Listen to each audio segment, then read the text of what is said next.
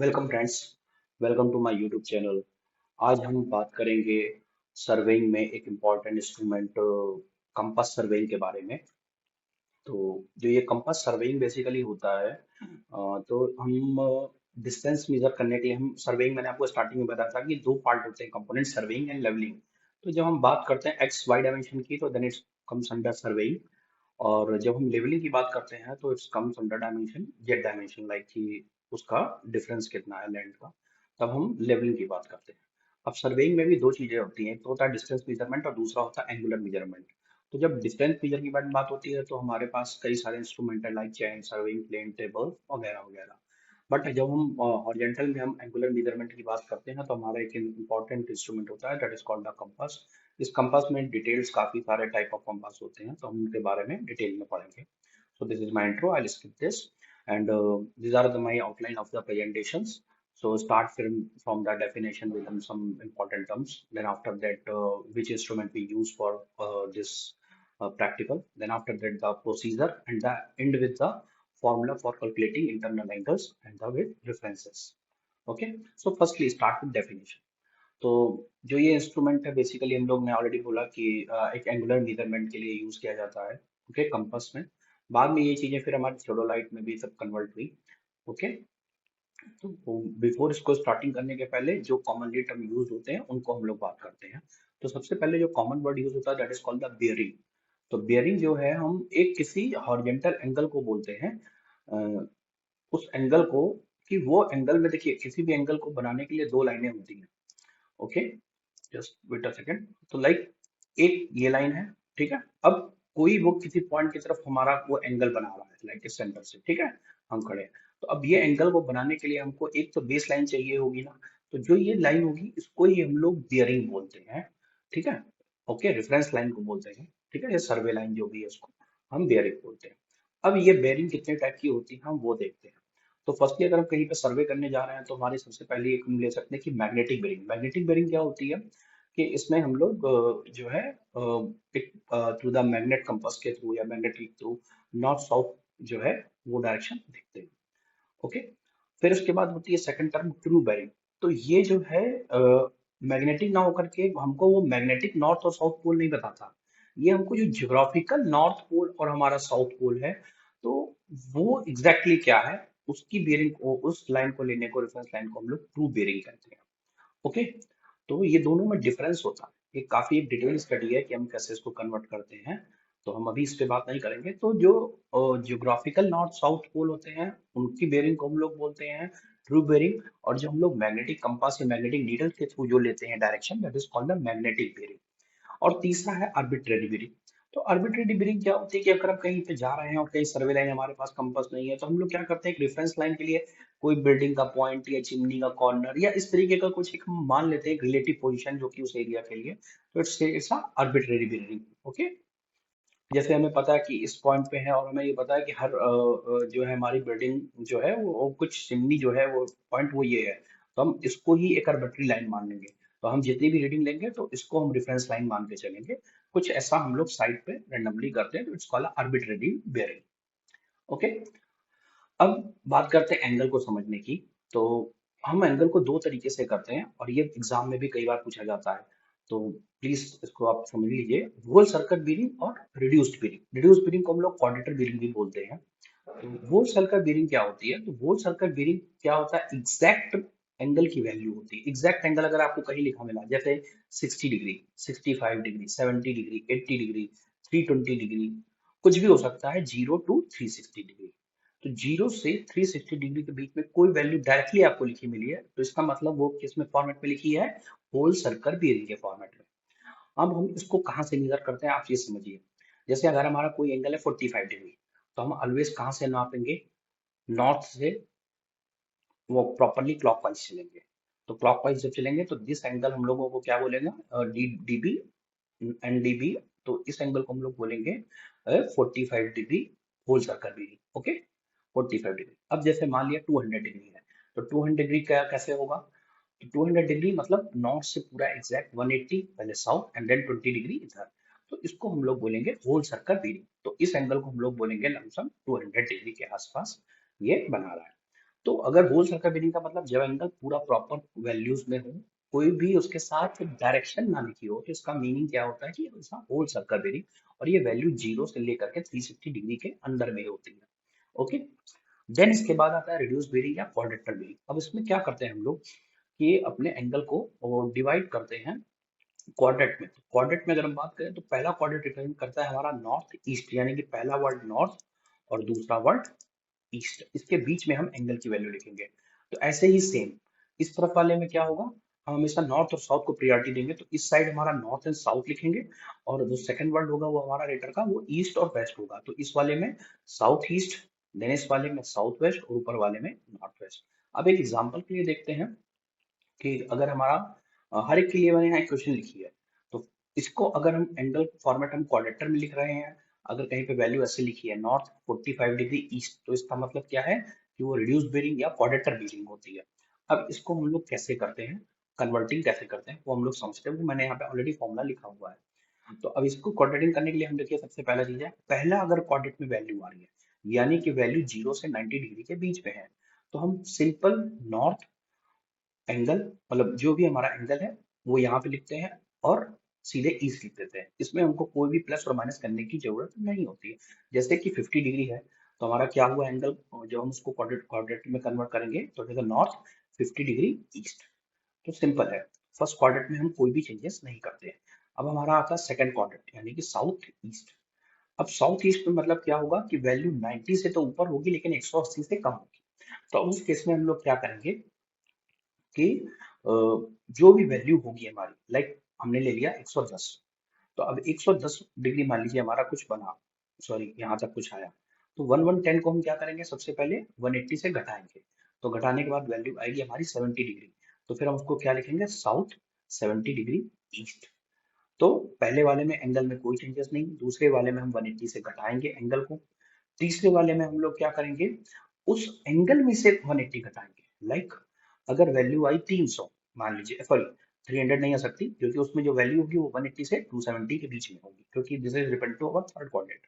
तो जैसे मान लीजिए मेरी एंगल की वैल्यू है 230 डिग्री, तो 230 डिग्री में से हम 180 को घटाएंगे तो वैल्यू आएगी 50 डिग्री, तो हम इसको लिखेंगे साउथ 50 डिग्री वेस्ट। तो इस तरीके से हम थर्ड क्वाड्रेंट में वैल्यू को कन्वर्ट करेंगे। अगर चौथे क्वाड्रेंट के लिए वैल्यू आ रही है लाइक 270 से ऊपर आ रही है और 360 से कम होल सर्कल बेरिंग है, तब उस केस में जैसे 330 डिग्री है मान लीजिए, तब हम उस केस में सीधे उसको 360 से माइनस करेंगे और उस एंगल को बीच में लिखेंगे, जैसे 360 minus 330 is equal to 30 degree, तो हमारा जो आंसर कन्वर्जन हुआ नॉर्थ 30 डिग्री वेस्ट। तो इस तरीके से हम होल सर्कल बेरिंग और क्वाड्रेंट बेरिंग को कन्वर्ट करते हैं, और सेम चीज फिर क्वाड्रेंट बेरिंग से इसी तरीके से हम होल सर्कल बेरिंग में रिवर्स प्रोसेस में कन्वर्ट करते हैं। ओके। अब इसके बाद आती है जब हम प्रैक्टिकल में परफॉर्मिंग करते हैं तो हमें एंगल कैसे लेना होता है, इसको हम क्या बोलते हैं। तो एक टर्म होता है फोर बेरिंग और बैक बेरिंग। तो फोर बेरिंग और बैक बेरिंग की जब हम बात करते हैं, तो जैसे हमने एक प्रैक्टिकल स्टार्ट किया, तो दिस इज पॉइंट लमसम ए है हमारा, this is point B and this is point C. Okay. तो जब हम पॉइंट पे प्रैक्टिकल परफॉर्म करते हैं और ए से बी की तरफ देखते हैं, ओके, और this is our reference line. Okay. Okay. तो अब ये पॉइंट ए है, ये पॉइंट बी है, तो अब ए के लिए बी की तरफ देखना जो एंगल होगा that is called a fore bearing of point A. Okay. So ये हमारी फोर बीरिंग हो गई किसकी, पॉइंट ए की। ओके। एंड इसके बाद बी पॉइंट के लिए ये हम बाद में बात करेंगे फिर, ठीक है। देन इसके बाद हम बी से सी को मिलाते हैं। ओके। तो अगर हमें बी से सी की तरफ देखना है, तो हमारी जो फोर बेरिंग क्या होगी, क्या कहलाएगी, जो ये एंगल बनेगा this is called the fore bearing for point B. Okay. तो इस तरीके से हम करें। अब बैक बेरिंग क्या होगी, तो ये जो पॉइंट बी का हमारा अगर बैक बेरिंग देखना है, तो जो पॉइंट ए की फोर बेरिंग होगी वो पॉइंट बी के लिए बैक बेरिंग का काम करेगी, बैक बेरिंग ही बोलेंगे उसको। ओके। तो ये डिफरेंस होता है फोर बेरिंग और बैक बेरिंग में। ओके। जैसे हम ये देख सकते हैं कि यहाँ पे this one is alpha, it's of fore bearing, जब हम ए से पॉइंट बी की तरफ देख रहे हैं। ओके। लेकिन ये पॉइंट पे इसका बैक बेरिंग बता रहा है। Okay. Clear. So next is the magnetic declination. इसका सीधा रिप्रेजेंटेशन है हमारा ट्रू नॉर्थ और ट्रू बेरिंग और मैग्नेटिक बेरिंग में। जैसा मैंने भी आपको बताया कि जो मैग्नेटिक नीडल होती है वो हमारा देखती है नॉर्थ और साउथ डायरेक्शन, लेकिन हर एक पर्टिकुलर लोकेशन पे हमारा जो ट्रू नॉर्थ और नॉर्थ है और मैग्नेटिक नॉर्थ है, ये हमेशा डिफर करता है, चेंज होता है। तो ये जो चेंजेस के जो एंगल हैं, इनको ही हम डेक्लिनेशन बोलते हैं। ये छोटे सर्वे में तो इतना इम्पैक्ट नहीं करते हैं, लेकिन जब बड़ा सर्वे आता है तब हम, बड़ी फील्ड होती है तब हम इसकी कैलकुलेशन को मतलब कंक्लूजन कंक्लूड करते हैं। इसका प्रॉपर फॉर्मूला है, कैलकुलेशन है, तो हम उसको यूज करते हैं। तो अगर हमारा true north, magnetic north true north के ईस्टर्न साइड है तो उसको ईस्ट डेक्लिनेशन बोलेंगे, अगर वेस्ट साइड है तो उसको वेस्ट डेक्लिनेशन बोलेंगे। तो ये एक डिफरेंस होता है। ओके, अब बात करते हैं कंपास की। तो मार्केट में या फिर हमारे अकॉर्डिंग टू द रिसर्च बहुत कंपास डेवलप हुए हैं, लेकिन जो ये प्रैक्टिकल परफॉर्म होता है, जो ये प्रैक्टिकल परफॉर्म होता है, वो प्रैक्टिकल परफॉर्म होता है हमारा प्रिज्मेटिक कंपास से। तो अगर हम बात करें तो बहुत सारे कंपास होते हैं, जिसमें से सर्वेयर कंपास भी है, प्रिज्मेटिक कंपास भी है। ओके, तो अब इसमें हम देखते हैं हम क्या क्या चीजें होती हैं। इसमें सबसे पहले ये हमारा इस तरीके से एक सिस्टम होता है जिसको हम लोग थ्रेडिंग होती है, जिसको हम लोग एक ट्राइपॉड पे फिक्स करते हैं। Then this is called the lifting lever, this is the pivoting point. ये एल्युमिनियम रिंग होती है। तो जो ये हमारा कंपास हो, एक तरीके से आउटर में एक पूरी रिंग होती है कनेक्टेड एक तरीके की। ओके, और बट ये रिंग जो है वो हमेशा नॉर्थ साउथ, मतलब वो ऑलरेडी उसमें दिखता है, नॉर्थ की तरफ ही वो करती है, राउंडेड होती है। ओके, नॉर्थ और साउथ। ओके, तो नॉर्थ साउथ ही रुकती है। अब ये जो नीडल होती है ये टोटली फ्री होती है। ठीक है, अब इसमें एक तरफ जो होता है हमारा आई बेन होता है, एक तरफ होता है हमारा क्रॉस हेयर, या जो भी हम ऑब्जेक्ट वेन बोल सकते हैं। ठीक है, अब इसमें क्या है कि जब हम इस तरफ देखते हैं, और सॉरी, इस जो ये रिंग होती है जिसपे रीडिंग्स नंबर हमारे लिखे होते हैं, इसको हम लोग बोलते हैं ग्रेजुएटेड रिंग। ओके, और ये रिंग जिससे ऊपर लॉक होती है उसको एगेटिव कैप बोलते हैं। ये कभी कभी पूछा जाता है कॉम्पिटिटिव एग्जाम में। ओके, देन इसके बाद क्या होता है कि यहाँ पे एक क्रॉस हेयर होता है जिसके थ्रू हम ऑब्जेक्ट को देखते हैं। फिर इसके अलावा यहाँ पे एक मिरर लगा होता है, तो उस मिरर को टिल्टेड करके हमको इसमें जो रीडिंग छपी हुई है वो हमको आई बेन से ही देखनी होती है। ऐसा नहीं कि प्रैक्टिकल में फिट करने के बाद हम आई बेन से ऊपर से आकर के रीडिंग देख रहे हैं, ऐसा नहीं करना होता है। ओके,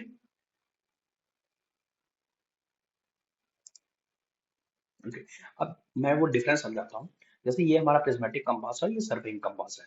तो अगर हम देखें तो यहाँ पे नॉर्थ साउथ सब सेम सेम बना होता है और इस तरीके से ये रिंग बनी होती है और इस पे यहाँ पे नंबर लिखे होते हैं। अब क्या होता है, जब सर्वेयर कंपास होता है बेसिकली देखा जाए तो नॉर्थ 0 डिग्री और 0 डिग्री होता है, इनको 90 90 लिखते हैं। लेकिन जब इस रिंग प्रिज्मेटिक कंपास होता है तो उसमें नॉर्थ की तरफ 180 छपा होता है और जीरो जो है जस्ट रिवर्स होता है। डायरेक्शन सब सही होंगी बट उनके ऊपर जो रीडिंग लिखी है वो हमेशा अपोजिट लिखी होती है। इसको 0 डिग्री लिखते हैं, या 0 और 360 डिग्री। इधर वाला जो 90 इस तरफ होना चाहिए होता है वो इस तरफ होता है, 270 इस तरफ होता है ईस्ट में। अब उसका रीजन ये है कि जब हम ग्रेजुएटेड रिंग से प्रैक्टिकल परफॉर्म करते हैं तो नॉर्थ और साउथ तो वो हमको ओरिएंट करके एकदम सही रहता है। अब क्या होता है, जब हम इससे ऑब्जेक्ट पेन से देखते हैं तो हमारे सामने की तरफ यहाँ पे एक मिरर लगा होता है। तो मिरर को जब हम इस तरीके से टिल्ट करके रीडिंग देखते हैं तो रीडिंग में हमको यहाँ वाली रीडिंग दिखने के बजाय यहाँ वाली दिखती है। यही एक रीजन है जिसके कारण प्रिज्मेटिक कंपास में रीडिंग उल्टी लिखी होती है। साउथ पोल पे 0 डिग्री और नॉर्थ पोल पे 180 डिग्री, जबकि ऐसा नहीं होता है, नॉर्थ पे 0 और साउथ पे 180 होता है। लेकिन क्योंकि रीडिंग पढ़ना होता है हम लोगों को प्रैक्टिकल में थ्रू द मिरर में रिफ्लेक्शन के लिए, इसलिए जो रीडिंग जो हमारी उस पर प्रिंटेड होती है वो रिवर्स होती है इन प्रिज्मेटिक कंपास में, जबकि सर्वेयर कंपास में ऐसा नहीं होता है। ओके, अब क्या प्रोसीजर है, तो सबसे पहला जो स्टेप होता है हमारा setting the compass at the station. तो जो भी हमने स्टेशन सेलेक्ट किए हैं उस पे उस प्रिज्मेटिक कंपास को फिट करना। उसमें से हमें देखना पड़ता है कि वो प्रॉपर सेंटर में है, अगर सेंटर में नहीं है तो हमें अपने ट्राइपॉड को एडजस्ट करना पड़ता है। देन इसके बाद सेकंड चीज क्या होती है, लेवलिंग। अब कंपास के साथ देखना पड़ता है कि वो प्रॉपर सीधा है, लेवल्ड है। क्योंकि क्या होता है कि अगर वो प्रॉपर सीधा नहीं होगा, प्रॉपर लेवल नहीं होगा, तो जो उसकी ग्रेजुएटेड रिंग है वो एक्चुअली फ्री होती है, तो वो क्या होगी, वो उसमें स्टक हो जाएगी वो तरीके से। तो ये चीज हमको चेक करनी पड़ती है कि वो हमारी ग्रेजुएटेड रिंग वो फ्री है कि नहीं है। So this is called the levelling. Then the third one the observing the bearing. तो हम इसके बाद बेयरिंग अपनी ऑब्जर्व करेंगे कि क्या है, ठीक है, बेस लाइन देखेंगे और देन उसके बाद हमारी जो फोर बीरिंग है वहां से रीडिंग स्टार्ट करेंगे और देन यही सेम स्टेप हम पूरा परफॉर्म करते जाएंगे हर स्टेशन पे जब तक वो कंप्लीट ना हो, यानी कि ट्रैवर्सिंग हमारी जो है वो कंप्लीट ना हो तब तक हम ये प्रैक्टिकल परफॉर्म करते जाएंगे। यानी कि अगर हमारे 4 पॉइंट है ए बी सी डी, तो फर्स्टली हम ए पे ये सारे स्टेप्स करेंगे, देन आफ्टर दैट बी पे, देन सी पे, और देन डी पे, और देन डी से ए की तरफ। तो इस तरीके से हम जो है ये पूरा ट्रैवर्सिंग को परफॉर्म करेंगे। ओके, अब इसके बाद हम लोग बात करते हैं क्योंकि लाइक कि अगर हमको इंटरनल एंगल की कैलकुलेशन करनी है तो फिर हम कैसे करेंगे। तो अब मैं आपको यहाँ पे समझाता हूँ कि लाइक इसमें अगर हमने रीडिंग क्लॉकवाइज ली है या एंटी क्लॉकवाइज ली है ये हमको प्रैक्टिकल में देखना पड़ता है। ओके, तो अब जैसे ये हमारे 3 पॉइंट हैं, तो A B and C. Okay, तो अब हमें जैसे ये वैल्यू निकालनी है that is the alpha B, मान लीजिए। Okay, this is your B point.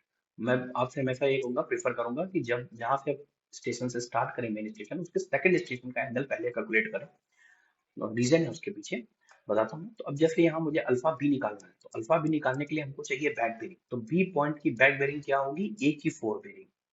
Okay, तो ए की फोर बेरिंग ही बी पॉइंट की बैक बेरिंग कहलाएगी। तो हम जैसे मान लेते हैं कि ये 40 डिग्री है। ओके, और इसकी फोर बेरिंग मान लेते हैं 100 डिग्री है। Okay, -100 degree. ओके, तो ये वैल्यू हमारी आई -60। तो हमको बस यहीं पे देखना है कि हमें किसी भी तरीके से अपने एंगल को प्लस में लाना है। तो हम अगर यहाँ पे वैल्यू माइनस में आ रही है तो हम उसमें 180 जोड़ देंगे। अगर वो वैल्यू ऐसी आ रही है कि वो 180 से घटने के लिए, मतलब उसको हम घटा सकते हैं, लाइक 300 आ रही है, 280 आ रही है, तो हम उसको फिर उसमें 180 माइनस कर देंगे। इसलिए मैंने यहाँ फॉर्मूले में प्लस माइनस 180 लिखा हुआ है। तो इस तरीके से जो है हम अल्फा बी, अब अगर हम बात करें तो इंटरनल एंगल कितना होगा, तो 60 और 60 -60 है चूंकि, तो 180 से जब हम घटाएंगे इसको, सॉरी ऐड करेंगे, तो -60 + 180 = 120, तो ये एंगल हमारा 120 इंटरनल एंगल आ जाएगा। तो इस तरीके से हमको कैलकुलेशन करनी होती है। आफ्टर द कैलकुलेशन, अब वो हमारा ऐसा तो कंपलसरी नहीं है कि वो रेगुलर पॉलीगन होगा, तो हमको क्या है कि वहां पे देखना पड़ेगा कि हमारा वो पॉलीगन कितने शेप का है, 5 है, 6 है, पेंटागन है, हेक्सागन है, क्या है। तो उसके हिसाब से हमको टोटल एंगल इंटरनल सम कितने आ रहे हैं वो सम करना पड़ेगा, और प्लस उसके साथ हमको इसमें मैच कराना पड़ेगा कि वो करेक्ट है या नहीं। तो उसके लिए हमको क्या करना पड़ता है, एन मतलब टोटल नंबर कितनी साइड है, लाइक पेंटागन है तो ऑब्वियसली कितनी 5 साइड होगी, तो 5 × 10 - 4 यानी कि 5 × 2, सॉरी 10 - 4 यानी कि 6 × 90, तो 90 × 6 ऐड कर देंगे। तो जो ये वैल्यू है और जो इसके सारे इंटरनल एंगल आ रहे हैं पेंटागन के, उनको हमको जोड़ना पड़ेगा, तो वो वैल्यूज हमारी इक्वल आनी चाहिए। तो इस तरीके से हम अपनी जो भी फील्ड है उसके इंटरनल एंगल कैलकुलेट कर सकते हैं। Okay, so here is my presentation in now. If you have any query you can ask in comment, I will surely reply in, and don't worry. So this is the my small presentation about compass survey, or surely in the future I will make a more presentation on a detail of the compass. Okay, so thank you so much, and if you want this presentation, kindly please check the caption. I'll paste a Google Drive link, you can freely access. These are my references I have taken from the IGNOU courses, unit 3. Okay, thank you so much. Please like the video and subscribe the channel.